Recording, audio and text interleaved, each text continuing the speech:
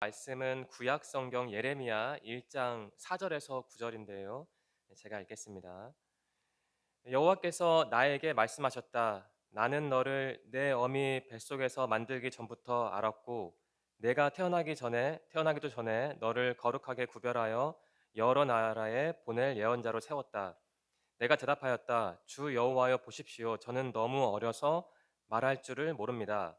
그러나 하나님께서 여호와께서 나에게 말씀하셨다. 너는 아이 같다고 말하지 마라. 내가 너를 누구에게 보내든지 너는 가고 내게 무슨 말을 명하든지 그대로 전하여라. 그들을 두려워하지 마라. 내가 너와 함께하여 너를 구해주겠다. 그런 뒤에 여호와께서는 손을 뻗쳐 내 입에 대시고 말씀하셨다. 보아라, 이제 내가 내 말을 내 입에 두겠다. 아멘. 가수 노사연 씨를 아시죠? 네, 아마 집사님들은 다 아시겠지만 청년들 중에는 좀 모르는 분들도 계실 것 같은데 그분이 1957년생이니까 우리 청년분들의 부모님 이상 그 세대 되는 그런 가수입니다. 아무튼 그분이 크게 유행시킨 노래 중에 이런 노래가 있습니다. 그 만남이라는 노래가 있는데요. 1989년에 발매된 그 2집 타이틀곡이었죠. 네, 그 가사 일부를 제가 읽어드리겠습니다. 우리의 만남은 우연이 아니야. 그것은 우리의 바램이었어. 있기엔 너무 발음이 잘 안 나오네. 있기엔 너무한 나의 운명이었기에 바랄 수는 없지만 영원을 태우리 뭐 이런 가사가 있는데 뭐 더 읽어드리면 좀 위험할 것 같아서 여기까지만 읽어드리겠습니다. 연인과의 만남을 우연이 아니라 운명으로 보는 관점인데요. 저는 이 가사를 보면서 유치하다는 생각은 들지 않았습니다. 정말 그 적절한 마음의 표현이 아닐까라는 생각이 들더라고요. 누군가를 정말 사랑한다면 그 사람과의 만남이 그 사랑이 결코 우연으로 다가오진 않죠. 좀 졸리실 테니까 좀 민망하게 제 개인적인 얘기를 해드리겠습니다. 양해를 부탁드립니다. 어, 저는 제 아내를 그 기독교 출판사에서 만났습니다. 방배동 방배역 1번 출구에 있는 회사였는데 뭐 지금 이전을 했고요. 그 4층짜리 건물이었는데 저는 4층에서 근무를 했고요. 기획실에 있었고 아내는 3층 디자인 팀에 있었습니다. 저와 같이 그 기획실에서 근무하던 제 상사죠. 상사가 왜 그랬는지 모르겠는데 저보고 자꾸 그 박슬기 간사가 참 좋은 신부감이니 만나보라 만나보라 정말 거짓말 안 하고 한 세네 번을 그렇게 말을 하더라고요. 그래서 저도 생각이 조금씩 바뀌게 됐죠. 예, 둘이 사귀기 전에 어떤 책을 같이 작업을 했습니다. 저는 기획팀이라 뭐 책을 편집할 일은 없는데 어떻게 하다 보니까 또 일이 넘어와서 뭐 바쁘니까 제가 그 일을 맡아서 하게 되는데 책 이름이 지금도 기억나네요. 예수와 신앙 언어라는 책이었습니다. 네, 그 책을 같이 작업을 했거든요. 그래서 그것을 핑계로 제가 아내에게 식사를 하자고 제안을 했죠. 지금 생각하면 참 민망한데, 근데 그게 두 사람의 만남의 시작이었습니다. 어느 토요일에 이제 광화문 이제 광화문 광장에서 제가 만나자고 제안을 했죠. 지금 생각해도 이해가 안 되는 게 아니 방배동 근처에서 만나지 왜 쓸데없이 광화문까지 갔는지 저도 모르겠고 아무튼 광화문 근처에서 만나자 했고 제가 그때 예약해둔 식당이 그 사발이라는 이름의 식당이었습니다. 그곳에서 아마 아실 것 같은데 밥을 먹고 그 광화문 광장에서 멀지 않은 곳에 타멘탐스에서 차를 마시면서 같이 얘기를 했던 기억이 납니다. 저는 감히 이렇게 생각합니다. 하나님께서 그 제 기획실 상사를 통해서 저와 아내를 좀 만나게 해주신 게 아닐까라는 그렇게 생각을 하고 있고 믿고 있는데 뭐 제 아내가 동의할지는 모르겠는데 아무튼 어쨌든 그렇게 만나게 됐습니다. 때로는 다시 말씀드리면 때로는 어떤 사람과의 만남이 우연은 아닙니다. 그러니까 하나님의 뜻인 경우가 분명히 있죠. 어, 그게 우연인지 필연인지 어떻게 아느냐라고 반문할 수 있지만 당시에는 모르는데 만약 하나님이 인도하신 만남이라면 시간이 지나면 분명히 당사자들은 알게 될 것이라고 저는 그렇게 생각을 합니다. 근데 앞에서는 제가 그 인간관계에 관한 말씀을 드렸는데 앞에서 말씀드린 것처럼 어떤 인간관계는 분명히 하나님의 뜻과 인도하심 안에서 이루어지죠. 하지만 뭐 그런 인간관계만 있겠습니까? 뭐 그냥 우연으로 가득 찬 인간관계도 분명히 있겠죠. 저는 이 시간 하나님과 우리의 관계를 한번 생각해 보았으면 좋겠습니다. 사람과 사람의 관계는 분명히 우연일 수 있지만 하나님과 우리의 관계는 결코 우연일 수는 없는 것 같아요. 우리 승현 형제가 지금 이 자리에 있지는 않은데 승현 형제는 여러분 아시다시피 그냥 누가 전도한 것도 아닌데 본인 스스로 우리 교회에 왔다고 하더라고요. 저는 승현 형제를 생각하면서 하나님께서 승현 형제를 우리 교회로 인도해 주신 게 아닐까. 물론 그 전부터 다른 곳에서 신앙생활 하고 있었지만 또 우리 교회를 통해서 승현 형제가 새롭게 신앙생활을 한 게 아닌가. 달리 말하면 하나님과 승현 형제의 관계가 우리 교회를 통해서 새로운 신앙이죠. 신앙이 새롭게 시작한 게 아닐까라는 생각이 들더라고요. 네, 오늘 설교 본문에도 어떤 만남이 나옵니다. 그러니까 운명 같은 만남이죠. 그러니까 우연으로 해석할 수 없는 만남이 나오는 겁니다. 하나님이 예레미야라는 선지자를 당신의 사람으로 지명하시는 장면이 이 본문 말씀에 나오거든요. 예레미야는 하나님이 자신을 당신의 일꾼으로 지명하자 좀 뜻밖의 반응을 보입니다. 만일 제가 그렇게 지명을 받았다면 좀 기뻤을 것 같은데 예레미야는 전혀 다른 반응을 하죠. 그러니까 부담감과 두려움을 동시에 내비칩니다. 그 이유가 있죠. 자기 나이가 너무 어리다는 거예요. 그래서 말을 잘하지 못하니까 하나님이 아무리 나를 지명하셨지만 나는 참 부담스럽습니다. 이제 그런 말을 하는 거죠. 그때 주님께서 예레미야에게 이런 말씀을 하십니다. 너는 아이 같다고 말하지 마라. 내가 너를 누구에게 보내든지 너는 가고 내게 무슨 말을 명하든지 그대로 전하여라. 그들을 두려워하지 마라. 내가 너와 함께하여 너를 구해주겠다. 이런 말씀을 하십니다. 예레미야는 선지자니까 오늘날로 치면 목사나 선교사쯤 해당되는 사람인데 그래서 저는 이 본문 말씀이 특별히 목회자 지망생이나 저 같은 사람들에게 딱 어울리는 말씀이라고 생각은 합니다. 하지만 어찌 성경 말씀이 특정 계층에게만 적용이 되겠어요? 분명히 우리 청년들에게도 적용될 수 있는 말씀이라고 생각해요. 오늘 설교를 통해서 우리 청년들이 깨닫기를 소망합니다. 하나님과 여러분의 관계가 결코 우연이 아니고 운명 같은 만남이라는 그 사실을 다시 한번 깨닫기를 바랍니다. 네, 예레미야는 굉장히 어려운 시기에 하나님의 부르심을 받았어요. 이스라엘 역사를 간단히 정리해 볼까요? 모세의 후계자 여호수아가 이스라엘 민족을 이끌고 가나안 땅에 들어가지 않았습니까? 그렇지만 당시 이스라엘은 통일 국가는 아니었고요. 막 이런 모자이크처럼 일종의 부족 국가였죠. 그런데 그것을 최초로 통일한 사람이 사울 왕이지 않습니까? 기원전 1030년 경으로 보는데요. 1050년 경이죠.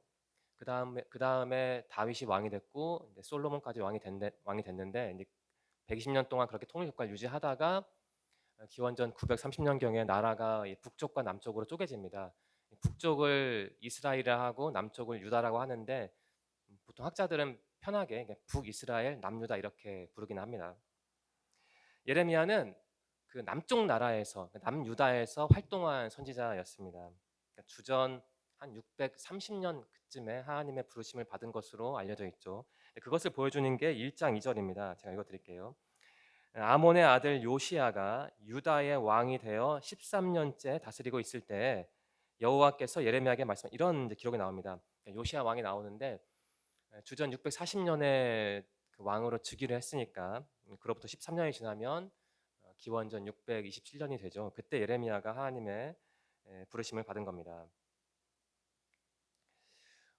예레미야가 지명받았을 때 말을 하잖아요. 하나님께 저는 나이가 너무 어립니다. 말을 잘 못해요. 이런 말을 하는 걸 보니까 정확히 예레미야가 몇 살이었는지는 추정하기 어렵지만 아마 초등학생이나 중학생쯤 되는 나이에 하나님의 부르심을 처음으로 받은 것 같습니다. 그렇게 추정을 할 수 있을 것 같아요. 아무튼 굉장히 어린 나이에 하나님의 부르심을 받은 게 거의 확실합니다. 근데 앞에서 제가 주전 930년 경에 이스라엘이라는 나라가 이제 북쪽과 남쪽으로 쪼개졌다라는 말씀을 드렸는데요. 예레미야가 선지자로 그 지명을 받았을 때, 그러니까 기원전 630년 경에는 이 북쪽 나라는 이미 다른 나라에 의해서 망해서 없어진 상황이었고요. 남쪽 나라만 남은 상황이었습니다. 역사 얘기를 하는 게 좀 부담스럽긴 하지만 제가 간략히 정리해 드릴 테니까 한번 잘 기억하시고 이 내용을 숙지하시면 특별히 선지서를 읽을 때 큰 도움이 될 것 같습니다. 당시 이스라엘 주변에는 강대국들이 많이 있었죠. 그러니까 북쪽에 시리아 혹은 수리아 혹은 아람이라고 부르는데요. 오늘날 시리아에 해당합니다. 그 나라가 있었고 또 그 너머에 아시리아라는 나라가 있었죠. 오늘날 지리적으로 보면 이라크에 해당하는 나라입니다. 그리고 그 남서쪽에는 그 이집트라는 나라가 있었죠. 한때 그 북이스라엘이 망하기 전에 그 시리아라는 나라와 손을 잡고 남쪽 나라를, 그러니까 남유다를 침공을 한 적이 있었어요. 그러니까 2대1로 싸우면 힘드니까 당시 남유다는 그 앞에서 말씀드린 아시리안 나라의 손을 빌립니다. 도와달라고 하는 것이죠. 그래서 그 아시리안 나라가 그 북쪽 이스라엘, 그러니까 북이스라엘을 멸망시키고 맙니다. 그러니까 주전 722년에 북쪽 왕국이 멸망을 하죠. 그런데 그 북쪽 나라가 없어지니까 그게 남유다에게는 좋은 소식은 아니었어요. 그 아시리안 나라가 북쪽 나라를 접수한 다음에 남유다도 괴롭히기 시작하죠. 뭐 제국의 욕심이 끝이 있겠습니까?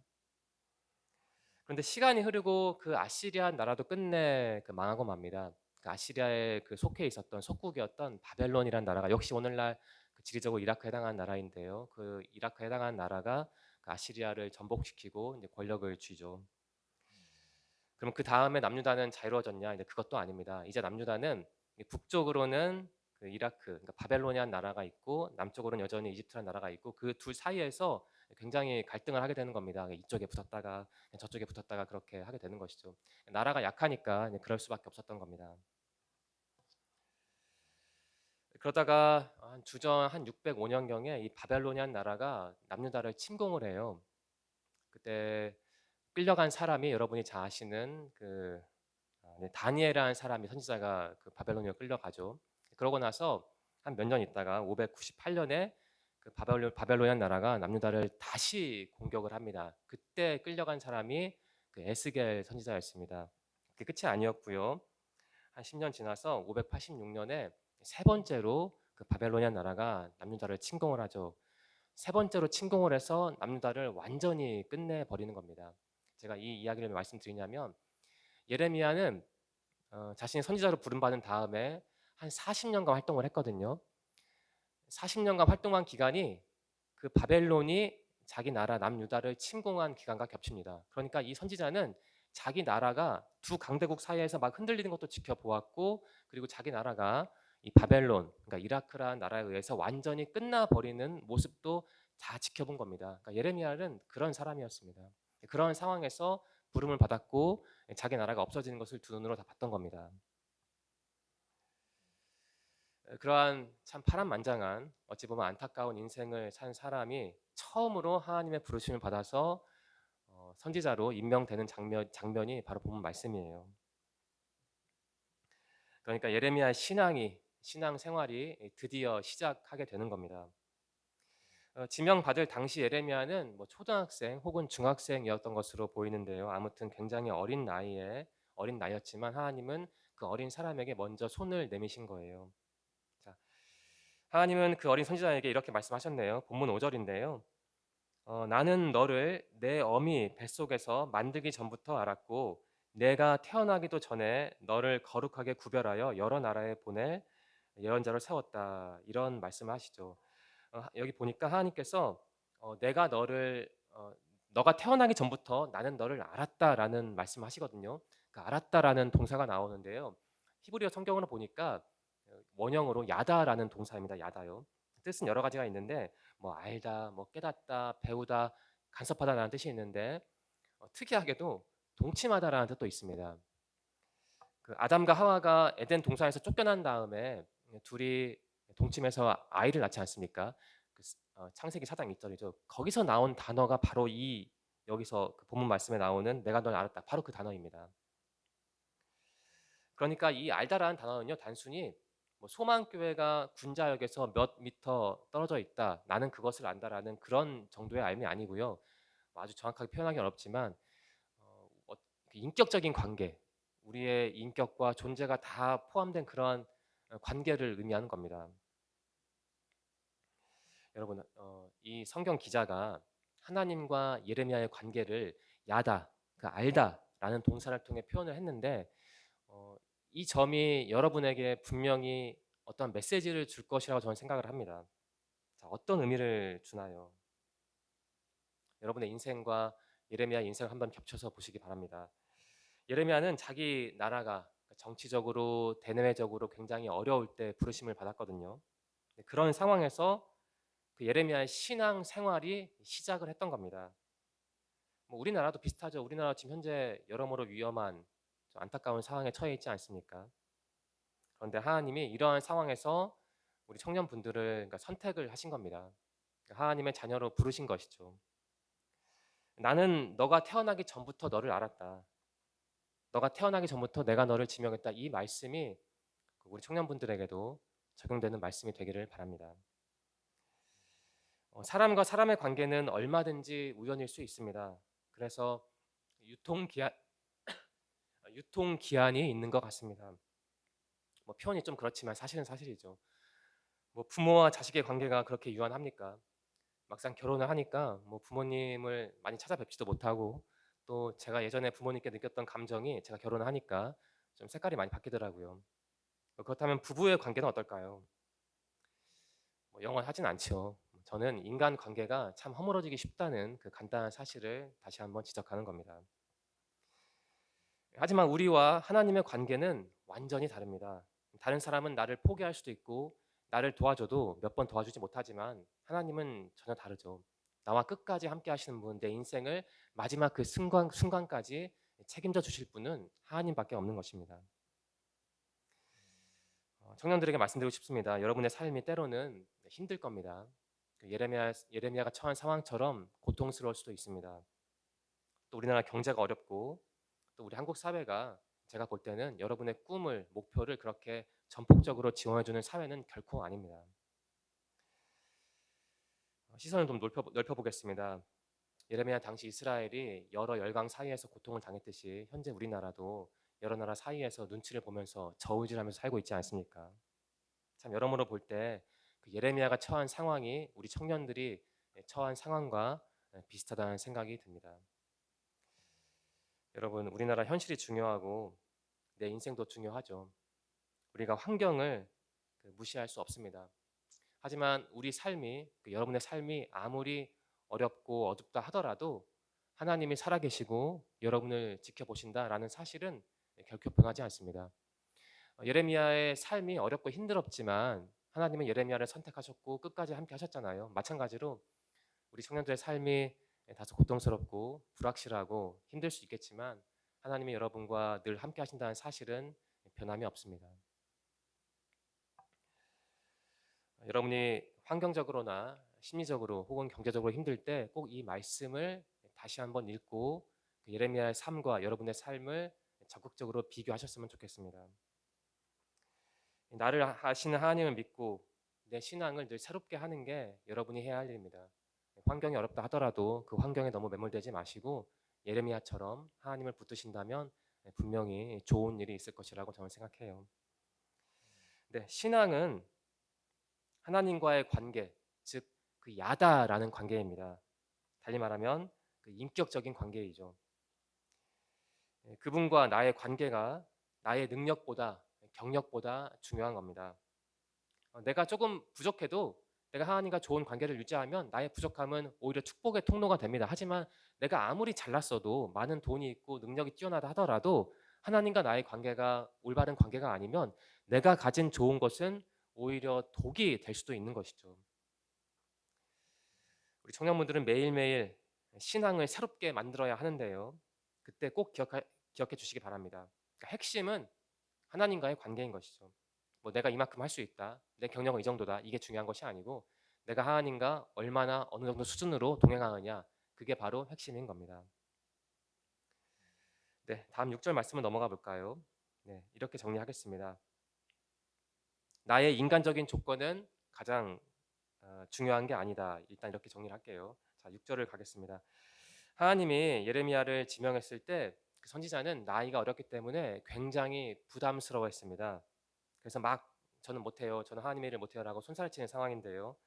어, 특이하게 자기는 아이라고 표현하잖아요. 자기를 아이라고 표현하는데 히브리어로 보니까 나으라고 합니다. 뜻이 여러 가지가 있어요. 종이라는 뜻도 있고 사환이라는 뜻도 있고 뭐 아이라는 뜻도 있고 청년이라는 뜻도 있습니다. 아무튼 여기서 핵심은 뭐 예레미야가 몇 살이었다, 뭐 아이다 그게 중요한 게 아니고 비록 예레미야가 아이였지만 어린 나이였지만 중요한 건 하나님이 능력을 주셔서 그 한계를 이제 극복하게 해주신다. 그게 중요한 겁니다. 중요한 게 그 나이가 아니고요. 제가 이 부분을 보면서 깨달은 게 있습니다. 하나님에게 있어서는 제가 가진 인간적인 조건이나 한계가 뭐 중요한 게 아니고, 다시 말씀드리면 하나님과 나의 관계가 가장 중요하다라는 것을 저는 새삼 깨달았던 겁니다. 이 말씀을 보고서요. 제가 우리나라 교회 얘기를 잠시 해드리겠습니다. 뭐 잠도 오고 피곤하기도 하니까 제가 말씀드리면 좀 잠이 깰 것 같은데요. 일반적으로 한국 교회가 목회자를 청빙할 때 중요하게 보는 게 있습니다. 혹시 그게 무엇인지 아십니까? 네, 성주 형제 아시겠나요? 목회자 청빙할 때 중요한 게 있어요. 첫 번째, 두 번째가 중요한 건데 그게 뭔지 혹시 아세요? 네, 나이가 중요합니다. 제가 들은 얘기인데 어떤 교회는 목회자를 청빙할 때 그 청빙 게시판에 대놓고 써온다고 하더라고요. 40살이 넘은 분들은 정중하게 사용하겠습니다라는 문구를 기입을 한다고 하더라고요. 저는 그 얘기를 듣고 참 가슴이 아프긴 했습니다. 뭐 제가 40살이 훨씬 넘었기 때문에 꼭 그런 것은 아니고, 교회라는 곳이 늘 강조를 하잖아요. 세상과 교회를 이분법으로 만들어 놓고 우리는 세상과 달라, 우리는 뭐 세상을 바꿔야 되라고 말을 하는데 정작 중요한 부분에 있어서는 세상과 똑같은, 표현을 하자면 짓을 하는 거예요. 그러고도 부끄러움을 느끼지 못하는 교회, 그러니까 소수겠죠. 그런 교회가 있는 겁니다. 보통 사회는 그렇죠. 조건을 봅니다. 너 몇 살이니? 학교 어디 나왔니? 부모님 뭐 하시지? 그런 조건을 많이 봐요. 하지만 하나님은 다르다는 거예요. 그게 본문 말씀의 교훈입니다. 좀 간단하지만 하나님은 세상처럼 나의 나이를 보지 않는다, 나의 조건을 보지 않는다. 이게 본문 말씀의 교훈인 거예요. 네, 예레미야가 정확히 언제 태어난지는 모르지만 어쨌든 본문 말씀에서 예레미야는 굉장히 어린 나이였습니다. 그런데 하나님은 그 어린 예레미야에게 어, 그 자기 인생길을, 신앙의 길을 이제 막 시작하는 사람에게 말씀하신 거예요. 뭐라고 말씀하셨냐면, 너는 내 사람이다. 너는 내 일을 하게 될 것이다. 내가 너를 지명했다. 내가 너에게 능력을 주겠다. 그런 말씀을 지금 하시는 겁니다. 좀 결은 다르지만 저는 여기서 모세가 떠올랐어요. 모세는 아주 늦은 나이에 부르심을 받았죠. 한 80세 정도 되는 나이에 부르심을 받았는데, 뭐 모세를 보든지 간에 아니면 예레미야를 보든지 간에 결국 하나님에게 중요한 건 나이가 아니고 조건이 아니다. 그러한 간단한 사실을 우리가 기억한다면 또 그 나름대로 그게 우리에게 은혜가 될 것 같습니다. 자, 여러분이 예레미야처럼 어떤 일을 시작할 수 있을 겁니다. 우리 청년분들이요. 그게 사업일 수도 있고 학업일 수도 있고 뭐 연애일 수도 있고 뭐 결혼 생활일 수도 있을 텐데, 아무튼 어떤 일을 시작할 수 있을 텐데요. 그때 여러분이 가진 조건에 너무 예민하지 말기를 바랍니다. 물론 우리 사회가 조건을 본다 하더라도 여러분은 그리스도인이잖아요. 우리 사회가 나의 조건을 본다 하더라도 그것에 굴하지 않고 하나님이 나를 어떻게 보시는지를 먼저 고려를 해야 하는 것이죠. 저 회사가 나를 어떻게 볼까? 물론 고려해야 하지만 그것보다 먼저 중요하게 더 많이 하나님은 나를 어떤 분을 보실까라고 생각을 해야 그게 바로 진짜 그리스도인이 아니겠습니까? 여러분이 어떤 일을 시작할 때 나에게는 이런 게 없는데, 난 나이가 많은데, 이런 생각을 하지 마시고 그 예레미야를 보시고 깨닫는 바가 있기를 바랍니다. 7절 말씀인데요. 제가 다시 읽을게요. 그러나 여호와께서 나에게 말씀하셨다. 너는 아이 같다고 말하지 마라. 내가 너를 누구에게 보내든지 너는 가고 내게 무슨 말을 명하든지 그대로 전하여라. 하나님께서 예레미야에게 말씀하시는 거죠. 너의 스펙을 보지 마라. 그건 전혀 중요한 게 아니다. 나를 바라보면 너의 고통의 문제는, 너의 부족함은 내가 다 채워주겠다. 그러니까 이런 말씀을 제 말로 바꾸면 하는 겁니다. 뭐 성준 형제가 지금 뭐 기획하는 일이 있을 텐데 나중에 CEO가 돼서 뭐 사람을 채용할 일이 있을 텐데, 그때 제가 그 권면을 드리자면 나이를 보기보다는 그 사람됨을 본다면 그게 성준 형제는 큰 도움이 될 거예요. 우리가 사람을 외모로 많이 평가하잖아요. 그 나이 보느라 정작 그 사람이 가진 그 아주 중요한 재능은 놓치는 경우도 많고, 그 사람의 학력을 보느라 정작 그 사람이 가진 중요한 능력을 놓치는 경우가 얼마나 많아요. 뭐 제가 대표적으로 성준 형제를 대표해서 말을 했지만 우리 청년분들도 꼭 기억하셨으면 좋겠습니다. 여러분의 조건이 중요한 게 아니고, 여러분의 예금 통장이 중요한 게 아니고, 여러분의 사람됨이 중요하고, 무엇보다 여러분이 하나님을 얼마나 자주 바라보느냐, 하나님을 어떤 분을 이해하냐가 여러분의 인생길을 개척하는데 정말 중요하다는 거예요. 이 본문 말씀에 그게 담겨 있어요. 그러한 교훈을 얻고 또 자기 자신에게 적용한다면 큰 은혜가 있을 거라 생각합니다. 네, 마지막 8절과 9절인데요. 제가 다시 읽겠습니다. 그들을 두려워하지 마라. 내가 너와 함께하여 너를 구해주겠다. 그런 뒤에 여호와께서는 손을 뻗쳐 내 입에 대시고 말씀하셨다. 보아라, 이제 내가 내 말을 내 입에 두겠다. 히브리어 원어 성경을 보니까요, 흥미로운 부분이 있었습니다. 그 8절에 그들을 뭐 두려워하지 말라라고 되어 있는데요. 우리말 성경 이렇게 번역을 했고 원어를 보니까 그들의 얼굴이라는 표현이 나왔습니다. 얼굴이라는 표현이요. 히브리어로 파네라고 하는데 얼굴이라는 뜻도 있고 뭐뭐 앞에라는 뜻도 있긴 합니다. 근데 아무튼 하나님은 그 사람들의 얼굴을 두려워하지 말라라고 예레미야에게 말씀하시는 거예요. 얼굴은 어찌 보면 권력이기도 하고 뭐 능력이기도 하고 뭐 이러한 뭐 의미가 담겨 있는 것 같은데 아무튼 하나님은 예레미야가 그런 사람과 상황에 매몰되지 않고 당신 하나님만을 바라보기를 바랬던 거예요. 제 생각에 예레미야는 좀 내성적인 사람이었던 것 같아요. 그래서 막 낯을 가리고 사람을 쉽게 두려워하고 막 긴장하고 그래서 하나님께서 그러한 예레미야 성품을 아시고 사람 얼굴 보지 마, 사람 두려워하지 마라는 말씀을 미리 하신 게 아닐까. 저는 그런 생각을 했습니다. 뭐 제 개인적인 생각입니다. 네, 이 8절과 9절은 굉장히 짧은 구간 안에 이 8절과 9절이라는 굉장히 짧은 구간 안에 하나님께서는 예레미야에게 무려 세 가지를 말씀하시네요. 보시면 이렇게 말씀하시죠. 두려워하지 마라. 그리고 두 번째로 내가 너를 구해주겠다. 그리고 세 번째로 나 하나님의 말을 내 입에 두겠다라는 말씀하신 겁니다. 첫 번째로 말씀하신 게 두려워하지 말란데 우리에게 주는 메시지가 정말 큰 것 같아요. 여러분은 살면서 무엇이 가장 두렵습니까? 뭐 건강을 잃는 게 두렵나요? 아니면 뭐 돈을 잃는 게 두려운지, 아니면 내가 내 꿈을 이루지 못하는 게 두려운지. 저는 내가 무엇을 가장 두려워하는지를 가장 먼저 알아야 한다고 생각합니다. 내가 무언가를 하나님이 아니고 어떤 대상을 가장 두려워한다는 것은 나와 하나님의 관계가 아직은 그렇게 탄탄하지 못하다는 뜻이거든요. 달리 말씀드리면 내가 세상에 어떤 것을 가장 두려워하는지를 알아야 신앙인으로서 나의 견적이 나오잖아요. 일종의 건강 검진 결과서처럼. 그래야 나의 부족함을 알아야 나의 부족함을 고칠 수 있고 내가 신앙적으로 발전을 하니까 우리 청년분들의 권면을 드린다면 어떤 걸 가장 두려워하는지 한번 생각해 보세요. 한번 정리해 보세요. 돈이 두려운 건지, 성이 두려운지, 아니면 친구가 두려운지, 아니면 하다못해 나에게 돈을 주는 그 사장님이 두려운지. 이것을 알아야만 내가 어떤 사람인지 견적이 나오고 그래야만 신앙인으로서의 나의 모습을 이제 개선을 할 수 있다는 겁니다. 네, 설교를 마치려 합니다. 여러분 마지막으로 이 세 가지를 꼭 기억해 주세요. 첫 번째인데 하나님은 나를 아신다.